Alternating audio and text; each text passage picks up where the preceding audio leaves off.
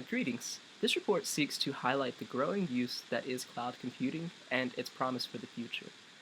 So, to really grasp why cloud computing is becoming so successful, it requires sort of a look at the overall structure behind cloud computing and why the world is essentially choosing to support its advance and to sort of just continue to evolve it into something better and better. I'll go into this first slide here with basically showcasing Jeff Bezos, and he's asserted this quote time and time again that a unit of cloud computing power is reduced by approximately 50% every 3 years. And now I've included this more so not just to showcase Bezos' business model or anything, although it is interesting to note that it's truly the truth that what he's saying is true. It's more indicative of the market itself having chosen and continuing to be choosing to advance this technology, to put money into it, and to ultimately try to make it into something better and better and better. And that's really what's happening with these price fluctuations that we see for this technology becoming far more efficient. But this is essentially allowed on a larger scale for there to be a lowered communication barrier to what you could say some countries or some people on the world stage would see as poor or economically disadvantaged regions. And overall, the structure of a cloud service is allowing for these lower economically disadvantaged regions to have an equal lowered barrier to entry into this marketplace. They'll essentially be paying a fixed price to enter into the digital market landscape. And so, what does that mean with a fixed price necessarily? Well, we definitely take for granted at times, I think, the sort of resources that we have around us that we are able to pay for and have give us services of unlimited ability. And a really good way to segue into this is to see cloud computing and its overall story as very analogous to the story of electricity. So, in many ways, at the beginning of electricity, when it was first sort of discovered, the novelty within it was a lot similar to the novelty that we're finding in cloud computing, in that before electricity's mastery, it was unreliable and inconsistent actually. And so, say if you were a business, or a factory owner, or just a governmental agency, or something of the likes, and you just had to have a little bit, you had to have an electrical grid at the very least for your business to operate. You had to have electricity. Despite if you maybe turned like a light bulb on twice, but then the end of the week, you could pretty much have a $200, $400 bill, whichever the prices were back then. The point being that the amount that you used was not related to the price that you paid. And so what was happening was that it was a bit riskier to just start a business. So businesses as a whole, or if you were a governmental agency, if you would just, it would be expensive for one for the government, but then in the end, you wouldn't really know if you could rely on any of the price metrics because they were always changing too on a global scale. And so that's essentially the same idea where electricity is unstable in a sense in the beginning, and we weren't able to have an on-off basis for it to where if we need it, we can have it. We don't need it, we can turn it off, and we don't have to worry about paying an extra amount. This same concept is applied to the overall need that cloud computing is achieving. That being, well, where once data and its exchange process through just multiple clients and servers, it was basically set up to where the whatever entity owned that information or data would be responsible for maintaining it and upkeeping it. And as you can imagine, most likely what happened is what happened. People have different standards of how they want to enforce and maintain data, and it all kind of comes to a crash in the end. And so that's basically what ended up sort of being the turning point, I would say, toward the 90s and such, where companies and people were seeing that this way in which we're using data to exchange it is highly inefficient, and that there would be a way that's far better. And if we can also not worry about having to pay a price that's not related to how much we use this data, that would be amazing too, especially if you're a small company and you're just trying to get started, or say you're a country and a national entity and you're just disadvantaged compared to other places. So I'll go into this next slide as well. And this one will really be more so focused on not just the consumer side, but really the fact that the business side of things is also ramping up into the cloud computing sector. Maybe not for the reasons that we think. And so we'll see to the right here, we've got Amazon Web Services, Microsoft Azure, Google Cloud, and then the IBM Cloud. And at first you can kind of look at these and say, okay, yeah, they're all in competition with one another, similar to like Netflix. They want to be the best Netflix provider, quote unquote, for cloud computing. And in some cases, maybe that's true. It's debatable, but I would urge that there's a high possibility that these companies see that the world would be better off if we could continue to advance the infrastructure behind cloud computing, making a collaborative effort to just at the very least keep this technology going. We don't really have to even be successful necessarily. We just think that this is a far more efficient setup that the world needs. And I think that there's a good case to be made for that, especially if you look to the right, you see that these companies are already large-scale, established companies. For the most part, they don't have any basis on really needing to worry about eliminating someone in some sector. It's more just about they want to continue the advancement of this while still having their foot in the door because they are a tech company and they have sort of liability or an incentive to do that.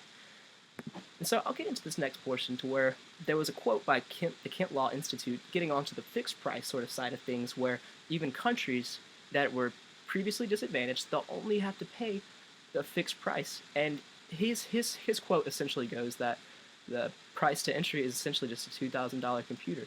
That's all you need to be able to broadcast to the world, to be able to maintain or to upkeep any set of live data that's within any category and type of data that you need. So we'll get into that a little bit later, but what's basically happening within this slide is showcasing that even if you're a poor country, you'll pay $2,000. If you're a rich country, you're still paying $2,000. So it's really put both of these sort of on a level playing field in this regard. And this is essentially allowed for their strain. The strain that companies also have is another point to emphasize, that there is, at any given point, we seem to think that these countries have this data sort of at one centralized location and that they can just find everything they need. In most cases, we're still operating within sort of an old world style where the data is still poured into physical data resource centers, and we're having to sort of go through legal hurdles to grab that data and maintain it. But with the promise of cloud computing, we'll no longer have to go through what's really a ultimately bureaucratic process to get the data, and we'll just essentially just pay $2,000 one time and have the data essentially do work for us. And that's where I'm going to get into this next slide. So the traditional setup for mostly everything you've ever seen that involves what you consider to be the internet or just processing data across multiple servers or just on your phone or anything, almost all of it is encompassed in a traditional client-server setup, where there is a client and there's a server, and the client has to do work to talk to the server, and then the server has to do work as well to talk to the client. And what happens, though, what's guaranteed to happen essentially, is that there's a bottleneck that forms, essentially being that the server could be super fast, dishing out data all day, doing a great job, but the client computer, say if it's a little bit slower, a little bit more outdated, it's going to pull the whole thing down. And so there's a bottleneck wherein that it's not independent of one another's physical computational complexity. It's a big word, just meaning like where does it stack? Like where does it stand? Is the computer that they're using, is it okay? Is it capable of the data pools that it's using in reference to the server?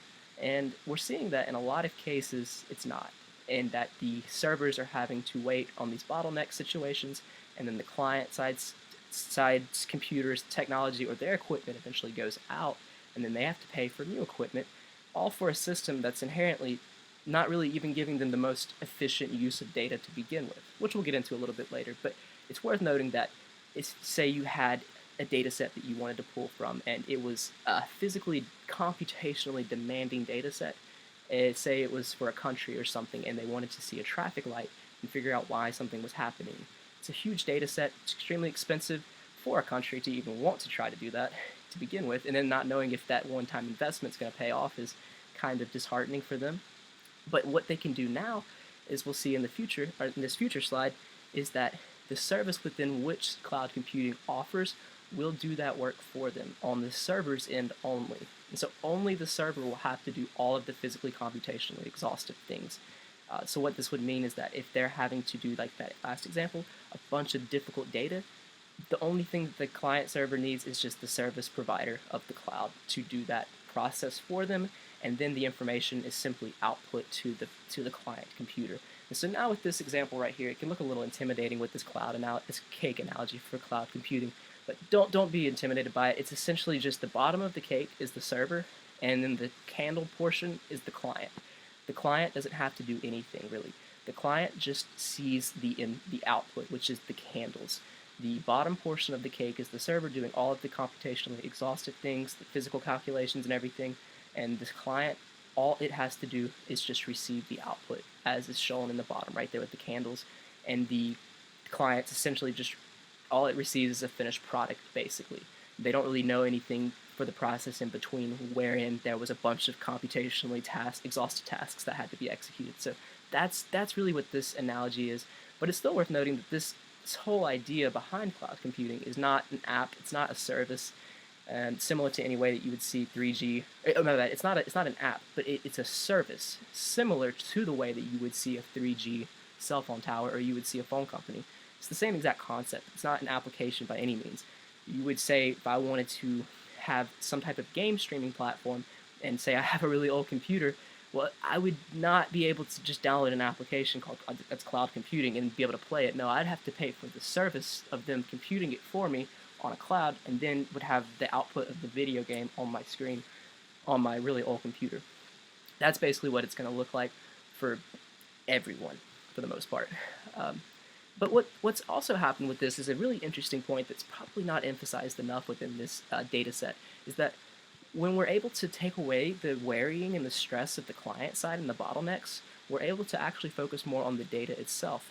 And because we're trying to really get this data outside of all these physical buildings because it's just so inefficient that way, we're now able to focus on the data just being a live data set, a data set that's alive that can update and work on itself and be accessed across multiple regions. And that's basically what's happening with this slide as well. It's showcasing that it's being pulled into multiple global resource allocators. Now, it is sort of noticeable, though, that at this point it means that at any given time, mine or your data or anybody's data could technically be, say, in China at some point. Now, it's more so as like a pit stop type thing where the data is just kind of sitting there and it's ready to get going, but it is still going to be a question of the ethical integrity of the countries therein that are storing that data, if they'll ever actually infringe upon it or just access it. And just thinking about it being there to begin with, it's a little bit unheartening. But to wrap up, really, what we're essentially seeing is that the overall, this isn't just some sort of trendy technological fad, but it's a technological advancement that's breaking into the realm of utility, basically. And with that has come an advance of of walking away from an old school way of client-server relationships and having data being sort of just out there in a way that we can't really monitor. And we've instead tried to add resources to be able to allocate all of this across the world. And what's resulted is a very, very collaborative effort across multiple regions, and it's been extremely advantageous for pretty much everybody, and it's lowered the barrier to entry in many, many cases for people throughout the world. And so that's essentially what is beginning, and is certainly not going to end with the advent of cloud computing. I hope that this has been informative. Thank you.